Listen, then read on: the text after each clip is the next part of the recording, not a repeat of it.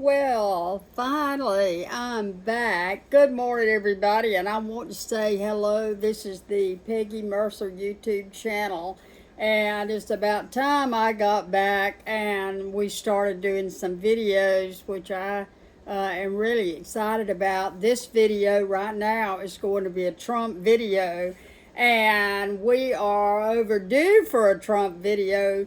I had COVID here a while back and had a really bad cough that made me really hoarse and I couldn't talk. Just heaven forbid, okay? So here we are talking about Trump on the Peggy Mercer YouTube channel, and I'm so excited about what's going on and what Trump is doing and how he's campaigning with his great American hero, J.D. Vance, that's nominated for vice president. What an absolutely fabulous leadership team this is going to be come November. We're really excited about it. So what we want to talk about, what's going on right now. And I was laughing with a couple of my Democrat friends who have now decided that they're going to vote Republican. Yay for that. And November, because they like Trump's policies. They like the reality of what he was doing. And we got to laughing about the protesters in New York right now at the DNC. I'm sorry, I said in New York, I mean in Chicago. Who in the world picked Chicago? Look, I've been to Chicago. We like Chicago, but Chicago has gone to the dogs, really, as far as crime is concerned. Who on earth would have all these people congregate on that once great city where the crime is sky high, and they knew that protesters were coming in? And we kind of got to laughing, and here's what I said. I said, tear those fences down, you bunch of hypocrites. Tear them down. You don't like walls. You don't like our southern border to have a wall or people to have to be vetted when they come through that gate. And they don't have any answers or solutions. And thank you. That is Kamala Harris's project. The wall was under her guidance all 4 years now, 3.5 years now, almost 4. And so she is the one responsible for that total failure. And they are some of my Democrat friends and millions of other Democrats out there are just furious that Harris, with no leadership skills whatsoever, and it's so obvious, and it's really sad, but let's talk about her for just a minute. She has worked for the government all her life, Harris has, and we understand that she kept getting her promotions in California, working her way up, I guess, using her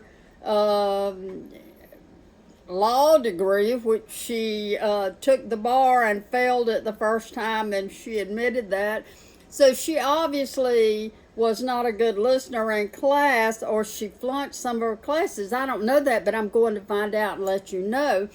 But she did fail the bar the first time, and that is very important to me, having been a former certified school teacher. That is very important to me, that somebody of her caliber did flunk her bar exam the first time.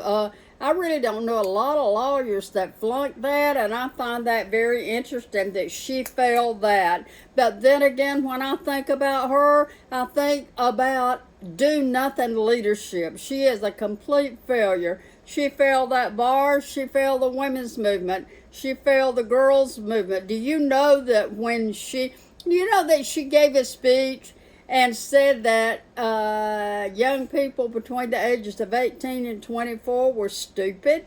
Young people, are you listening to me? She called you stupid. But now she's come up from the back room and said that if she gets elected, she wants to give all of you young homeowners, which you can translate that to mean illegal immigrants who don't own a home. And she's trying to promise them $25,000 to make a down payment on a home, which you know what they'll do. You know, when you give somebody a home, they break the windows out of it. Then they take all the wheels off of their car and leave the car sitting out in the yard and so on and so forth.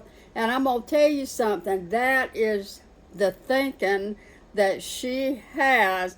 Now, we find out some other things about her, and I'm kind of glad I was out a little bit because I've been doing my research, and what we know is that her father was a professor at Stanford, and he was into economic reparations and redistribution of wealth, and he was in something called, and I'm not real positive what this is, it's Keynesian, and I may be calling it wrong, but he was in that model of economics, and that obviously is what he preached to his family all these years, was redistribution of wealth.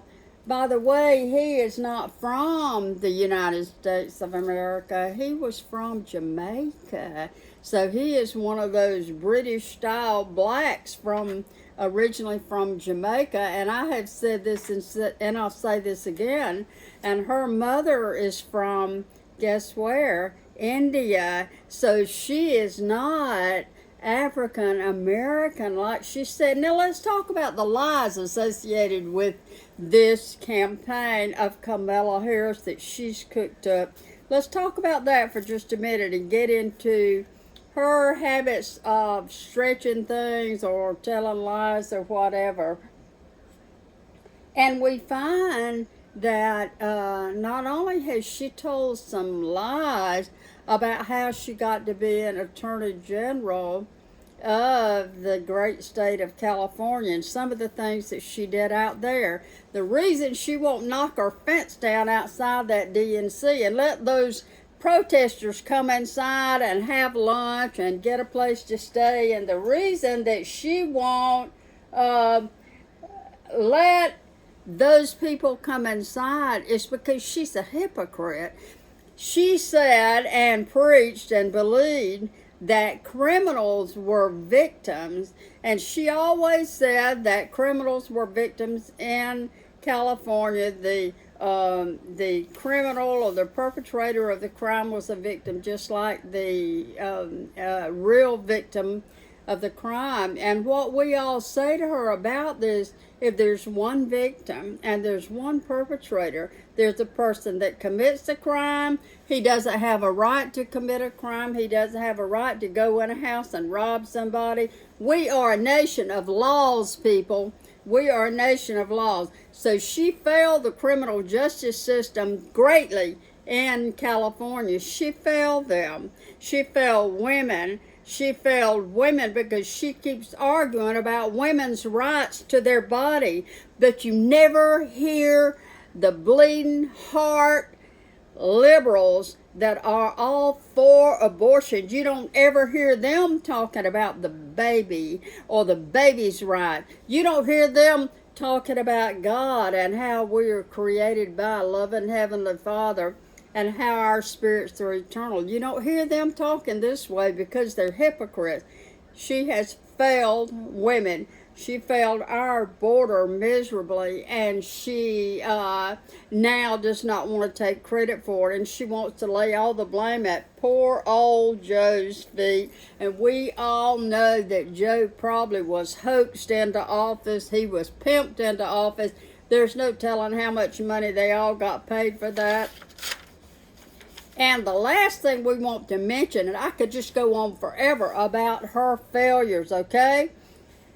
She was a do-nothing vice president. She did nothing for almost 4 years, and yet now they have paraded her around as the sudden savior of the Democrat Party. Look, it won't work because you know what? We the people know better. We the people see through this. When we go to the grocery store and milk is $5.50 a gallon, we see through the last 4 years. When we go to the gas station and gas is $4 a gallon, we see through the last administration, and she is not going to be elected again because we are going to vote our wallets. Now we're going to talk a couple of things about what is Trump up to, because the video is a Trump video, and I urge every one of you with second thoughts, especially if you've been with another party, I urge you to come out fighting.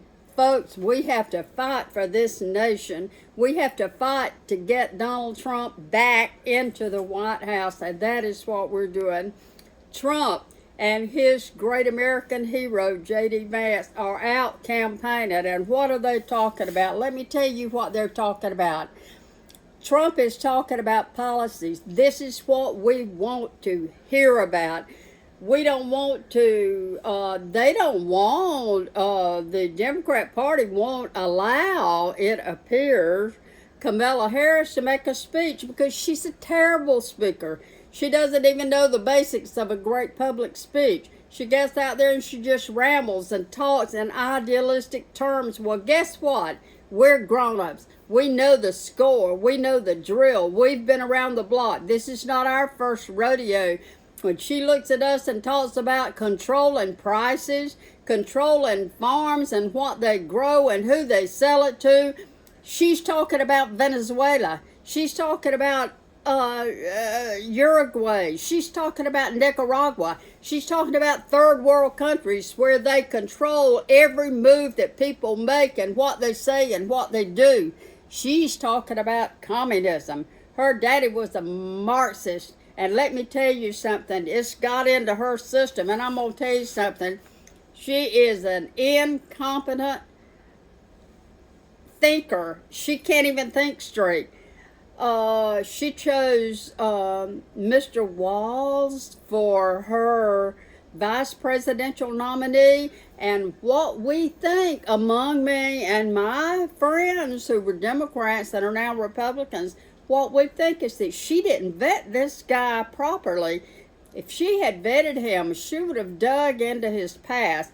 She would have already known about him being a ninth grade coach and not a high school football team coach at all. He appears to be a wonderful guy. His wife appears to be a wonderful former school teacher.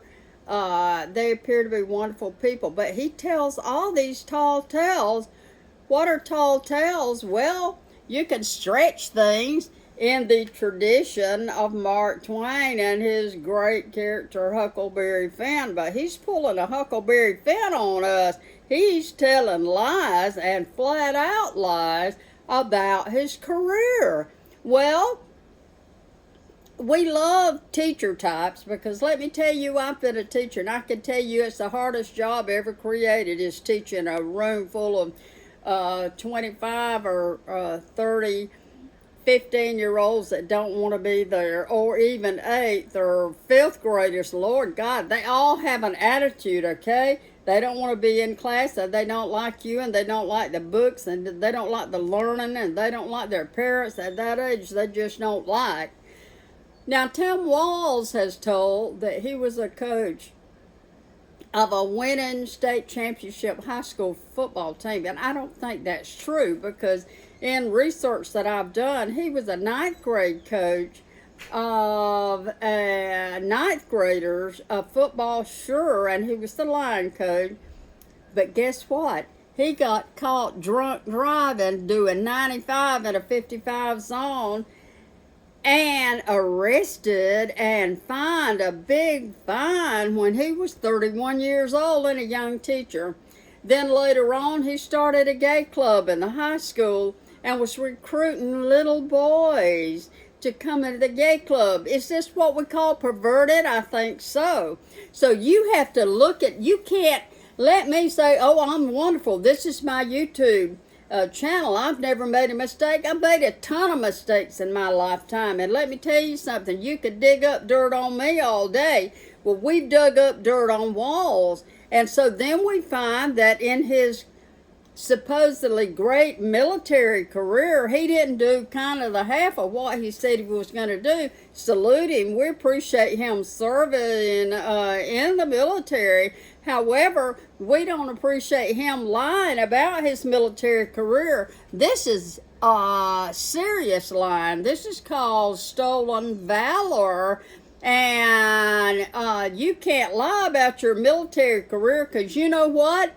You will be swift booted, just like Kerry got when he was running for whatever. So you can't lie, because your men that serve with you are going to come out and they're going to tell the truth. So we're looking at a flop team versus Trump and J.D. Vance. And J.D. Vance, Trump, our wonderful former President Trump, who is going to be elected again come November by a major landslide. Let me tell you, he has major people on the stage ready to endorse him, and you can look for that starting about Friday. I think RFK is going to get behind him. I think others are going to fall in there behind him, because we know reality versus fantasy. Harris is in a fantasy world. Trump is in the real world. Harris is a flop. Trump is a success. Yes, he's been attacked.